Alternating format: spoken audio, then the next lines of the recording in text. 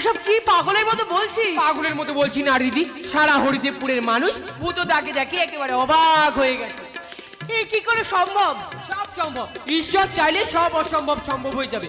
শোন, এও জেনে নিলাম, এই হরিদেবপুরে 3-4টে গ্রামের পর একটা নদীর ঘাটে ভূতদার অচৈতন্য দেহটা আটকে ছিল। তখনও ভূতদার শরীর প্রাণ ছিল। কয়েকটা মাঝি দেখতে পেয়ে ভূতদাকে বাঁচায়। তুই সত্যি বলছিস? ধ্রুব সত্যি। তবে কি জানিস, ভূতদা না বেশ ভূষে একদম পাল্টে ফেলেছে। আমি তো দেখলাম ক্লাবের সামনে দাঁড়িয়ে ছেলেদের সাথে কি সব কথা বলছে। তুই দেখবি তো, চল। হ্যাঁ চল চল। দাঁড়া দাঁড়া ছেলে, কোথায় যাচ্ছিস? বাবা, বাবা ওই ছোটন বললো যে ভূত নাকি ফিরে এসছে, তাই তোকে একবার চোখের দেখা দেখার জন্য ছোটনকে নিয়ে যাচ্ছিলাম। ভূতকে দেখতে না ভূতর মতো দেখতে অন্য একটা মানুষকে? এসব তুমি কি বলছো বাবা? ও ভূত নয়। না, ভূত নয়।